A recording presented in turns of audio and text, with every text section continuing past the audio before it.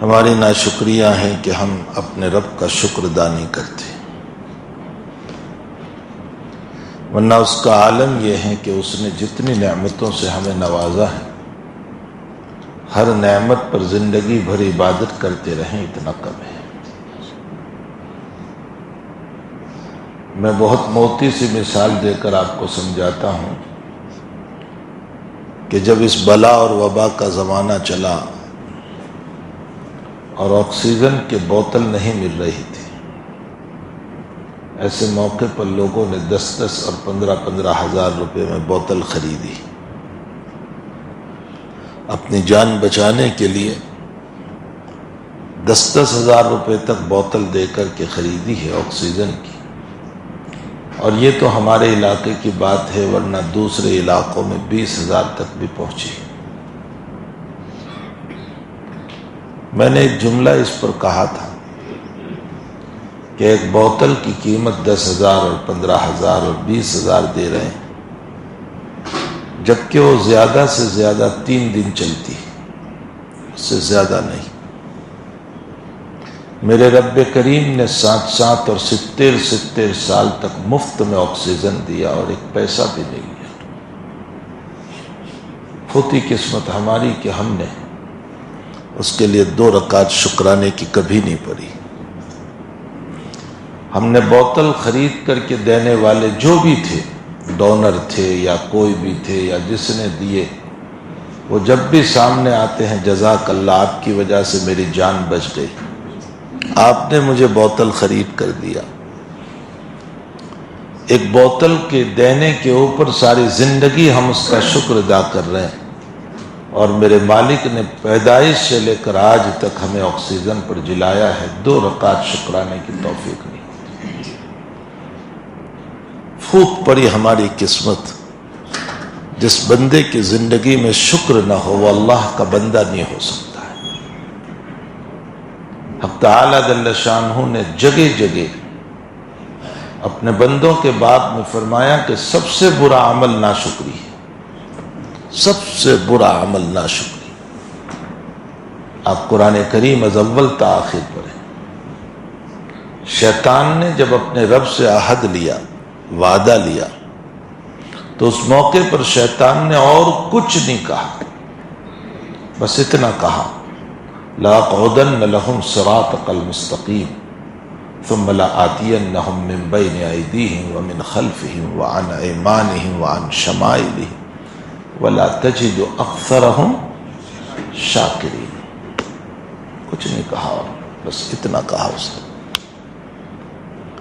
اے اللہ تو نے مجھ کو اسی کی دشمنی پر دنیا میں اتارا نا۔ اور یاد رکھو شیطان کی دشمنی بڑی خطرناک ہے۔ ہمارے حکیم الامت حضرت اقدس تھانوی رحمۃ اللہ علیہ فرماتے ہیں کہ روزانہ اپنی ذات کو اللہ کے حوالے کرو اور یہ کہو کہ اللہ اس دشمن کو میں نہیں دیکھتا ہوں، تو دیکھ رہا ہے، اس کی قوت میری قوت سے زیادہ ہے۔ جب دشمن میرے سامنے ہو تو میں مقابلہ کروں، جب سامنے ہی نہیں ہے تو مقابلہ کیسے کروں؟ اے اللہ میں میری ذات کو تیرے حوالے کر رہا ہوں، تو مجھے بچا لے۔ حضرت اقدس تھانوی فرماتے ہیں قیامت میں اللہ جب مجھ کو یہ سوال کرے کہ تو نے یہ گناہ کیوں کیا تھا، اور میں یوں کہہ دوں کہ شیطان نے مجھ کو ورغلایا تھا، شیطان نے مجھ سے یہ گناہ کروایا تھا، اور میرے بس میں نہیں تھا اس سے بچنا، میری طاقت نہیں تھی اس سے بچنا، تو اللہ کا جواب ہوگا تیری طاقت نہیں تھی، میری تو طاقت تھی۔ کبھی تو نے تیری ذات میرے حوالے بھی کی تھی، کبھی تو نے مجھ سے کہا تھا کہ میں تجھے بچا لوں۔ اس بندے کو اللہ کے پاس چھوٹنے کا کوئی عذر نہیں رہے گا۔ اور اگر بندہ روزانہ اللہ سے یہ کہتا ہے اللہ دشمن میرے سامنے نہیں ہے، میں مقابلہ کیسے کروں، تو میری حفاظت فرما۔ اگر قیامت میں رب نے سوال کر لیا کہ تو نے یہ گناہ کیوں کیا تھا، تو ہم کہیں گے اللہ اس نے کروایا تھا اور مجھے وہ دکھائی نہیں دیتا تھا، میرے نفس پر قابض ہو گیا تھا۔ تو اللہ کہے گا کبھی تو نے مجھے بھی حوالے کیا تھا؟ تو ہم کہیں گے کہ ہاں اللہ، میں نے میری ذات تیرے حوالے کی تھی، تو طاقتور تھا، تو بچا سکتا تھا، میری پیشانی تیرے ہاتھ میں تھی، تو مجھے بچا سکتا تھا۔ اگر ہم نے یہ جواب دیا تو انشاءاللہ امید ہے اللہ کے وہاں رہائی کا ذریعہ ہو جائے گا۔ یہ حضرت تھانوی کا ملفوظ ہے، اس لیے ہم اپنی ذات روزانہ اللہ کے حوالے کریں کہ اللہ شیطان سے حفاظت کا ذریعہ تو ہی ہو سکتا ہے، تیرے علاوہ کوئی نہیں ہو سکتا، اور اس کی دشمنی اتنی خطرناک ہے، یہ کبھی دوست نہیں ہو سکتا، کبھی دوست نہیں ہو سکتا۔ جس نے رب سے قسم کھا لی وہ دوست کہاں ہو سکتا ہے؟ یہ ہو ہی نہیں سکتا۔ سید الطائفہ جنید بغدادی رحمۃ اللہ علیہ کے باب میں لکھا ہے کہ ایک مرتبہ ملاقات ہو گئی انسانی شکل میں شیطان کی، پوچھا کون ہے تو کہنے لگا میں وہی ہوں جس پر تو لا حول پڑھتا ہے۔ اچھا، میرا تجھ سے ایک سوال ہے، چھوٹا سا سوال، وہ کیا چیز مانے تھی تیرے لیے کہ تو نے سجدہ نہیں کیا؟ اللہ کا حکم تھا تو سجدہ کر لیتا، کیا چیز مانے تھی کہ تو نے سجدہ نہیں کیا؟ تو وہ کہنے لگا کہ اچھا جنید، میں تجھ سے ایک سوال کرتا ہوں، اس کا علم بھی بڑا زبردست ہے۔ ہمارے حضرت تھانوی علیہ الرحمہ فرماتے ہیں کہ وہ اتنا بڑا عابد کہ اس کی عبادت کا مقابلہ یہ بندہ نہیں کر سکتا۔ اس نے 4000 سال کوئی لمحہ نہیں چھوڑا کہ جس میں اس نے اللہ کو سجدہ نہ کیا۔ میں اور آپ 4000 سال کیا سجدہ کرتے ہیں؟ اسی لیے دنیا میں اس کا نام ابلیس تھا، اور آسمانوں میں جب اس کو اٹھایا گیا تو فرشتوں کے نام پر اس کا نام ہوا عزازیل، یہ آسمانی نام ہے اس کا، اور جب اس کو مردود بنایا گیا دنیا میں تو اس کا نام شیطان ہوا۔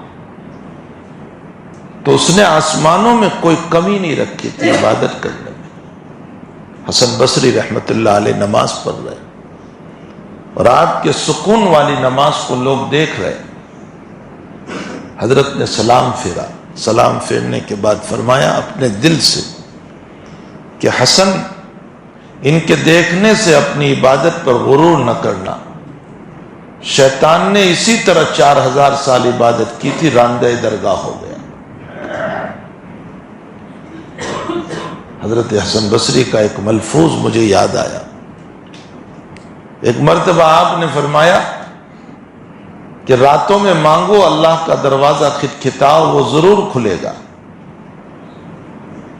راتوں میں مانگو اللہ کا دروازہ کھٹکھٹاؤ وہ ضرور کھلے گا۔ تو ایک بڑھیا بیٹھی ہوئی تھی آپ کے بیان میں، اس نے کہا حسن، کبھی اللہ کا دروازہ بند بھی ہوتا ہے؟ حسن بصری اس جملے کو سن کر بے ہوش ہو گئے۔ اس رب کا دروازہ کبھی بند نہیں ہوتا، وہ 24 گھنٹے کھلا ہوا ہے۔ دنیا کی کورٹوں کے دروازے شام میں بند ہو جاتے ہیں،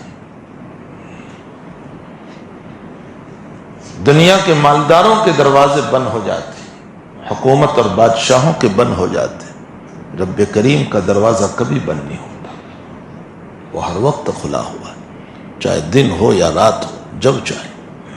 میں نے ابھی رات ایک بیان میں کہا تھا کہ امام غزالی رحمۃ اللہ علیہ فرماتے ہیں کہ دنیا میں مانگنے کے جو طریق ہیں ان تمام طریق سے ہٹ کر اللہ نے اپنے وہاں مانگنے کا طریقہ بتایا۔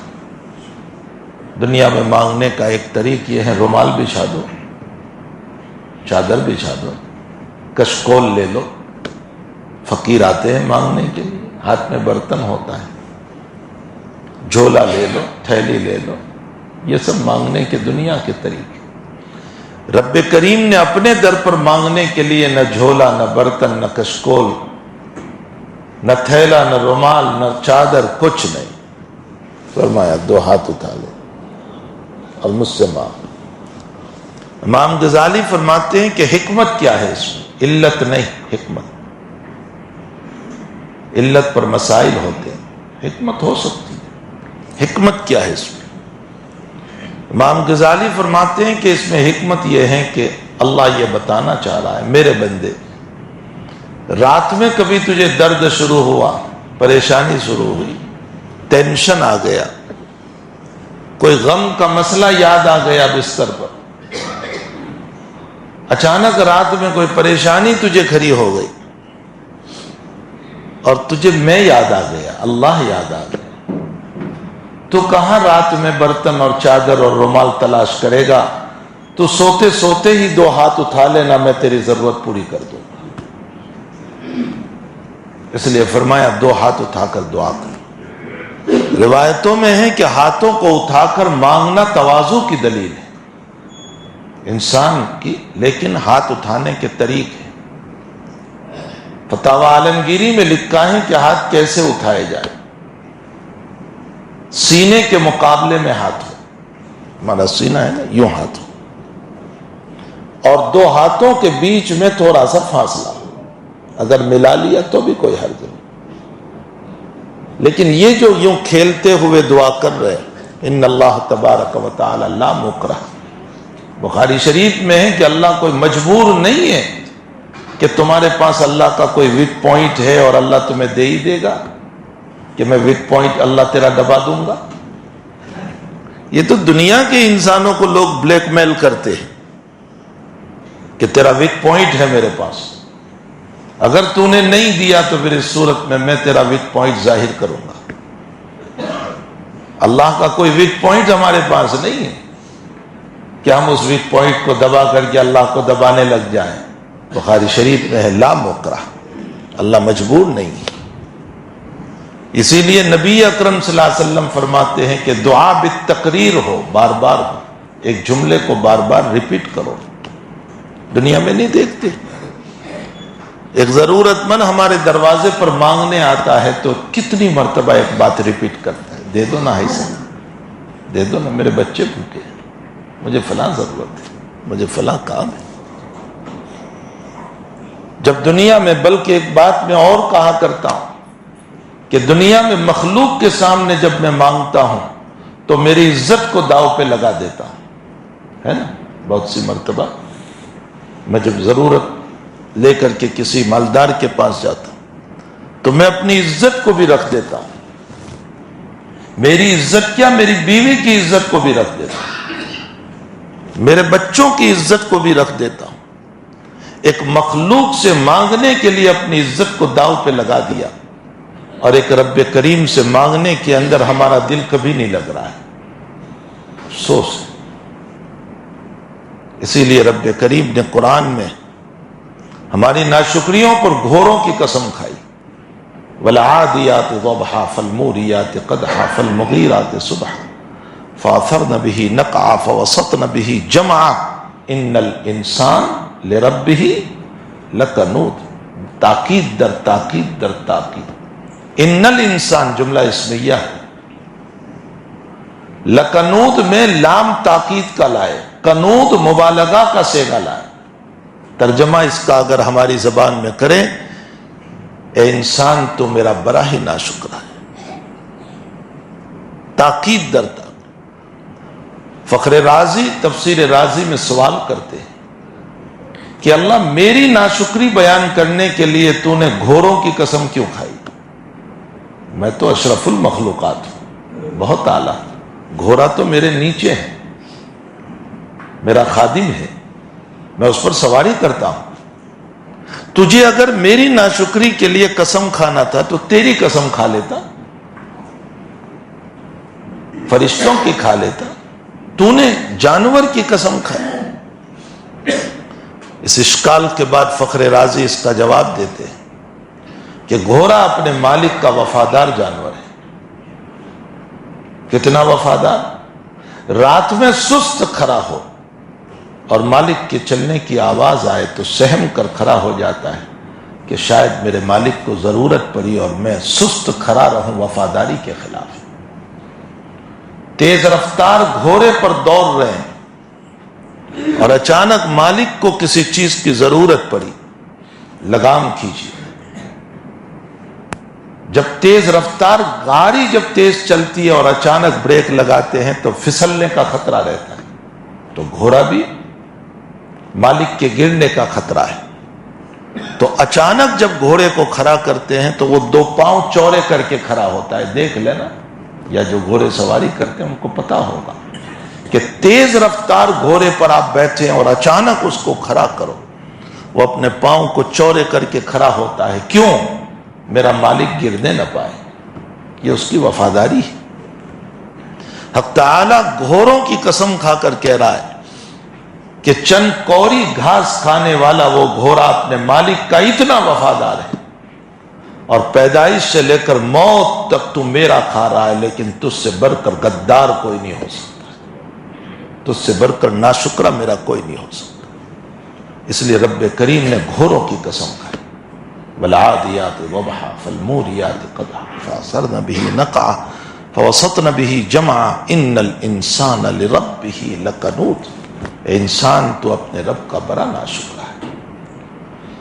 تو بہرحال شیطان کی دشمنی بڑی خطرناک ہے۔ سید الطائفہ سے جب یہ ملا تو حضرت نے اس سے سوال کر لیا کہ اتنا سا مسئلہ تھا، تو سجدہ کر لیتا، کیا بگڑ جاتا تیرا؟ اس نے کہا کہ میں تجھ سے سوال کرتا ہوں۔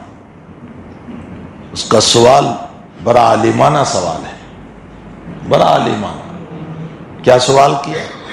جنید، میں یہ تجھے پوچھوں کہ رب بیٹھا ہوا ہو، خالق بیٹھا ہوا ہو، تو کیا رب اور خالق کے سامنے مخلوق کو سجدہ کرنا زیب دے گا؟ کیا یہ رب کی توہین نہیں ہے؟ خالق کی توہین نہیں ہے؟ اس نے ایسا جواب دیا ہے کہ سید الطائفہ جنید بغدادی کہتے ہیں کہ میرے دل میں اس کا جواب اتر گیا کہ واقعتاً یہ تو صحیح کہہ رہا ہے۔ ارے وہ جنید کے دل میں کیا اترا، ہمارے دل میں بھی اتر گیا۔ ہم بھی کہنے لگے کہ واہ واہ، اس کی بات بالکل صحیح ہے۔ جنید بغدادی کہتے ہیں کہ جیسے ہی اس کا جواب میرے دل میں اترا کہ میرا ایمان نکلتا ہوا نظر آیا۔ اللہ اکبر، اس کی دشمنی، میرا ایمان نکلتا ہوا نظر آیا۔ فرمایا لو لم یرحم اللہ تبارک و تعالی، اگر اللہ مجھ پر رحم نہ کرتا تو میں خطرے میں پڑ جاتا۔ اللہ نے میری یاری کی، میری مدد کی۔ وَأَلْحَمَ اللَّهُ تَبَارَكَ وَتَعَالَى، اللہ نے میرے قلب پر الہام کیا کہ اس کو جواب دے کہ حکم رب کو ماننا یہ بھی تو رب ہی کو ماننا تھا، آقا کے حکم کو ماننا آقا کو ماننا ہے۔ اگر تو سجدہ کر لیتا تو گویا رب ہی کو ماننا ہوا۔ جب میں نے یہ جواب دیا تو مجھے میرے ایمان پر پھر تسلی ہوئی۔ میرے بھائیوں، اس کی دشمنی بڑی خطرناک ہے، اس کی چال کو ہم سمجھ نہیں پاتے۔ یہ کبھی خیر کے انداز میں بھی آتا ہے اور کبھی شر کے انداز میں بھی آتا ہے، کبھی بھلائی کے انداز میں بھی آتا ہے، کبھی برائی کے انداز میں بھی آتا ہے، اور اس سے بچنے کی ہمت و طاقت ہم میں نہیں ہے۔ اس لیے ہمیں اپنی ذات کو اللہ کے حوالے کرنا چاہیے۔ جب ہی تو فرمایا کہ قرآن شروع کرنے سے پہلے اعوذ باللہ من الشیطان الرجیم پڑھو، میں پناہ چاہتا ہوں شیطان مردود سے، اور اپنی ذات کو اللہ کے حوالے کرتا ہوں۔ علامہ ابن قیم علیہ الرحمہ نے جہاں بخاری شریف میں روایت آئی الغلام مرتہن بعقیقتہ، بچہ مرتہن ہے، مرتہن کا معنی گروی، رہن۔ جیسے ہم دنیا میں کسی سے پیسے چاہتے ہیں تو کوئی چیز گروی رکھتے ہیں، سونا گروی رکھ دیا، گھڑی رکھ دی، دکان رکھ دی، گروی رکھتے۔ اللہ کے حبیب پاک صلی اللہ علیہ وسلم فرماتے ہیں بخاری شریف کی روایت ہے الغلام مرتہن بعقیقتہ، غلام بچہ، غلام کا معنی بچہ، گروی رکھا ہوا ہے عقیقے کے بدلے میں۔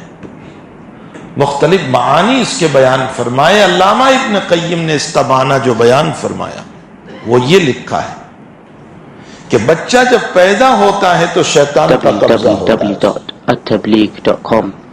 اور شیطان کے ہاتھوں سے اپنے بچے کو چھڑانے کی طاقت مجھ میں نہیں ہے، چونکہ وہ نظر ہی نہیں آ رہا۔ نظر آئے تو ہٹائیں، وہ نظر ہی نہیں آ رہا کیسے ہٹائیں؟ تو حبیب پاک صلی اللہ علیہ وسلم فرماتے ہیں اس رب کے نام پر جانور ذبح کرو جس کو عقیقہ کہا جاتا ہے. جب تم جانور ذبح کرو گے تو خالق کائنات بچے سے شیطان کو ہٹا دے گا. یہ مطلب لکھا ہے ابن قیم نے الغلام مرتہن بعقیقتی. تو دشمن نظر آئے تو مقابلہ ہو، نظر ہی نہیں آتا تو مقابلہ کیسے ہو سکتا ہے؟ بہرحال جب یہ اتارا گیا تو اس نے کہا کہ لاقعدن لہم صراطک المستقیم، میں ان کے سیدھے راستوں پر بیٹھوں گا. ثم لآتینہم من بین ایدیہم ومن خلفہم، میں ان کے دائیں ان کے بائیں آگے پیچھے سے آؤں گا.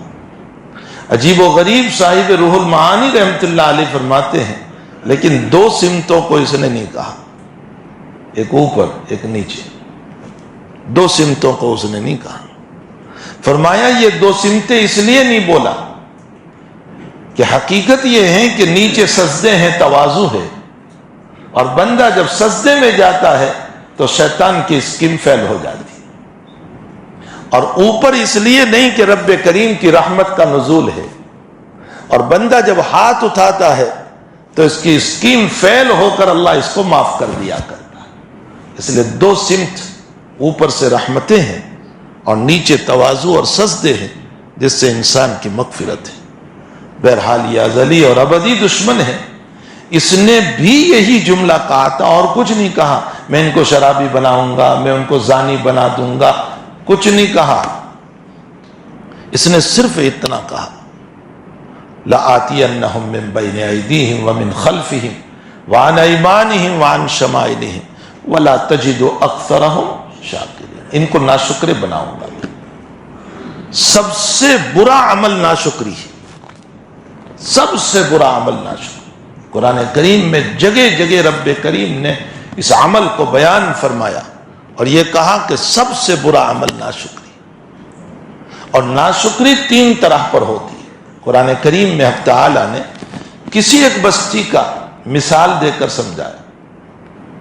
وَضْرِبْ لَهُمْ مَثَلًا قَرْيَةً كَانَتْ آمِنَةً مُطْمَئِنَّةً يَأْتِيهَا رِزْقُهَا رَغَدًا مِّن كُلِّ مَكَانٍ فَكَفَرَتْ بِأَنْعُمِ اللَّهِ فَأَذَاقَهَا اللَّهُ لِبَاسَ الْجُوعِ وَالْخَوْفِ بِمَا كَانُوا يَصْنَعُونَ. یہ کوئی واقعہ نہیں ہے، یہ ایک ایگزامپل ہے، یہ ایک مثال ہے. یہ مثال اس بستی کی بھی ہو سکتی، دیوا گاؤں کی بھی ہو سکتی. یہ مثال انکلیشور تعلقہ کی بھی ہو سکتی. یہ مثال بھروچ ضلع کی بھی ہو سکتی. یہ مثال ہمارے ملک کی بھی ہو سکتی، کسی بھی جگہ کی ہو سکتی. اللہ کہتا ہے مثال بیان کرتا ہوں میں. وَضْرِبْ لَهُمْ مَثَلًا قَرْيَةً، ایک بستی ہے، کوئی بھی بستی ہو سکتا ہے یہ بھی ہو. کانت آمنۃ مطمئنہ، ہم نے اس بستی والوں کو بڑا امن دیا تھا. بڑا امن. کیوں بڑا امن تھا؟ دنیا میں انکم کے سورسز چاروں طرف سے کھول دیے تھے، دولت کی فراوانی تھی، فورین سے بیٹے بھی بھیج رہے تھے، مکان بھی بڑے شاندار تھے، دکانیں بھی چل رہی تھی، کھیتیوں سے انکم بھی ہو رہی تھی. چاروں طرف سے ہم نے ان کو امن دیا تھا. آمنۃ مطمئنہ، بڑے اطمینان کی زندگی گزار رہے تھے. کیوں؟ یاتیہا رزقہا رغدا من کل مکان، من کل مکان، چاروں طرف سے انکم تھی، کوئی خوف نہیں، بڑے اطمینان سے زندگی گزار رہے تھے. کھیتیاں آباد تھی، دکان آباد تھی، کاروبار آباد تھے، اور بیٹے آباد تھے، مکان شاندار بنے ہوئے تھے. کیا کیا؟ فَكَفَرَتْ بِأَنْعُمِ اللَّهِ، اللہ کی نعمتوں کی ناشکریہ کی. مفسرین نے لکھا ہے کہ ناشکری تین طرح کی ہوتی ہے. نمبر ایک، زبان سے ناشکری، شکر کا لفظ ہی نہیں. جب بھی کوئی پوچھے ٹھیک ہے ٹھیک ہے. حضرت اقدس ثانوی رحمت اللہ علیہ اس جملے کو ناپسند کرتے تھے. جب کوئی یوں کہتا تھا کہ میرے غریب کھانے پر آؤ، حضرت نے فرمایا اللہ کی ناشکری. جب مکان دیا ہے تو تم اس کو غریب کھانا بول رہے ہو، یہ اللہ کی نعمت کی ناشکری. غریب کھانا سب تکلفات ہے بولنے کی. بھائی دی ہے نعمت تو آپ کہیے میرے مکان آؤ. غریب کھانا کیا چیز ہوتی؟ تو حقیقت یہ ہے کہ ایک زبان سے ناشکر. اسی لیے رب کریم نے اور آقا صلی اللہ علیہ وسلم نے جگہ جگہ ہمیں نعمتوں کے ملنے پر الحمدللہ سکھایا. کھانا کھایا الحمدللہ الذی اطعمنا وسقانا. کسی اور نے کھلایا اللہم اطعم من اطعمنی واسقنی. استنجا سے نکلے الحمدللہ الذی اذھب عنی العزا وعافانی. اے اللہ میرے اس گندگی کو کون دور کر سکتا تھا اگر تو دور نہ کرتا تو. بہلول بڑے اللہ والے گزرے ہیں. ہارون رشید سے بڑا تعلق تھا اور ہارون رشید بادشاہ ضرور تھا لیکن صاحب دل تھا. اکابر کی بڑی قدر تھی اس کی نظر میں. اس کے دربار میں اکابر ہر وقت رہتے تھے. ابو یوسف علیہ الرحمہ کو قاضی القضات چیف جسٹس کا لقب اسی نے دیا تھا. صاحب دل آدمی تھا. بہلول ایک مرتبہ بیٹھے ہوئے تھے اور پانی منگوایا. ہارون رشید نے کہا ٹھہر جا, اگر یہ پانی تیرے گلے میں نہ اتر سکے, کینسر ہو جاتا ہے تو نہیں اترتا ہے نا, پانی گلے سے نہیں اترتا جب کینسر ہوتا ہے تو.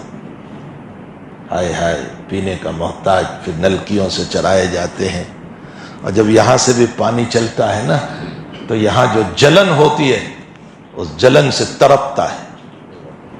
ہاں کہا ٹھہر جا, اس پانی کے پینے سے پہلے اتنا سوچ کہ اگر تیرا پانی گلے سے نیچے نہ اترے اور بڑا ڈاکٹر آ جائے اور تجھ سے یہ کہے کہ آدھی حکومت اگر تو دے تو میں علاج کروں,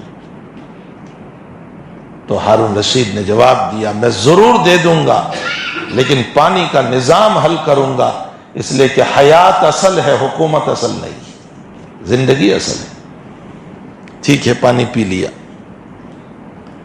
بہلول نے کہا اب تیرے بدن سے اگر پانی نہ نکلے, پیشاب نہ, اور وہی ڈاکٹر تجھے کہے کہ آدھی حکومت لوں گا تب جا کر پیشاب کا نظام تیرا حل کرتا ہوں, تو دے دے گا؟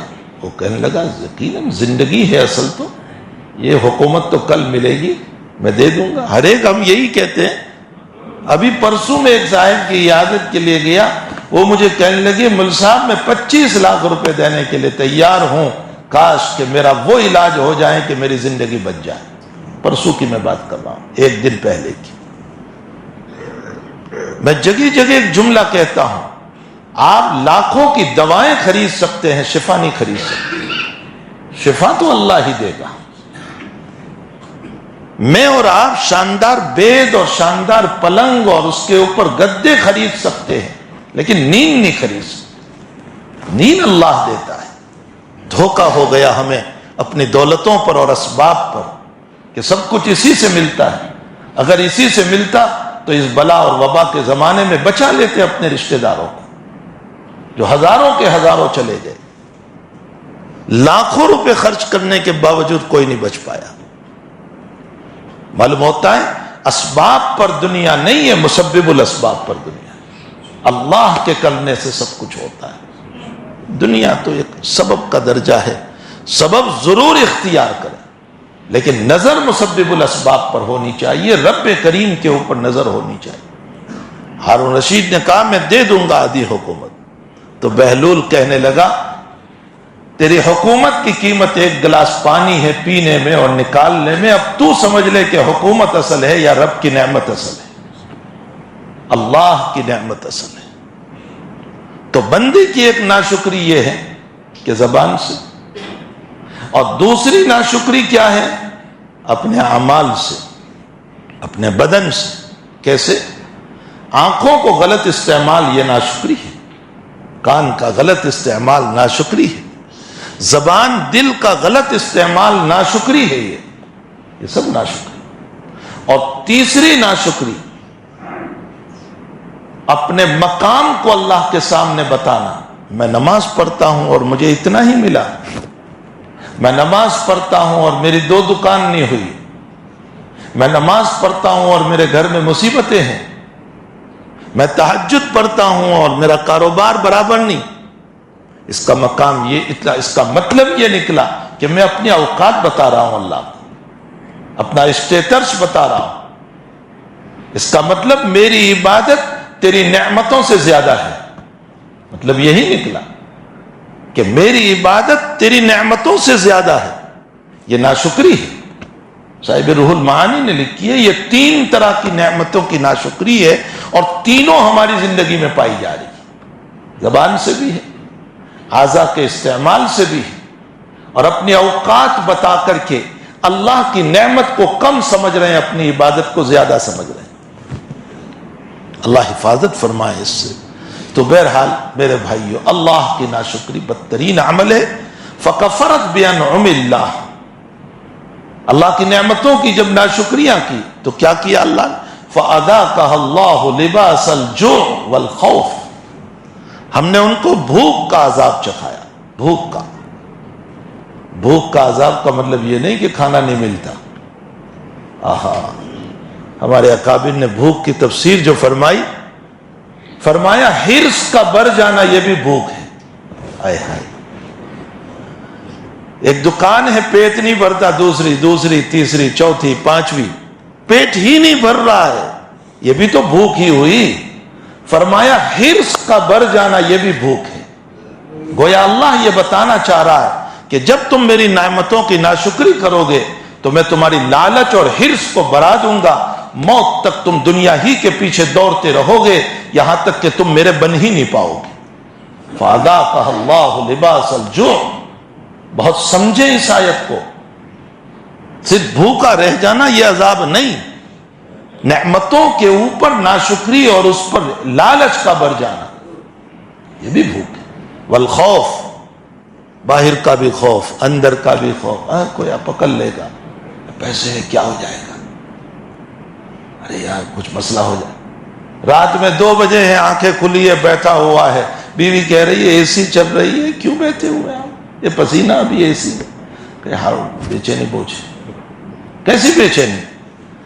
لباس الجوع والخوف، اللہ کہتا ہے میری نعمتوں کی ناشکری کرو گے تو میں اسی نعمت کو تمہارے خلاف کھڑی کر دوں گا، پھر دولت کے بچانے پر خوف آئے گا، پھر دولت کے مسئلے میں بے چینیاں پیدا ہو جائے گی۔ خوب سمجھو، قرآن اس کو بھی دوسری جگہ نقل کرتا ہے، ایک واقعہ نقل کر کے قوم سبا کا، کہ ہم نے ان کو باغات دیے تھے، اور باغات بھی ایسے کہ جس کے اندر ان کے فارم ہاؤس تھے، شاندار مکانات تھے ان کی، بیچ میں نہریں تھیں،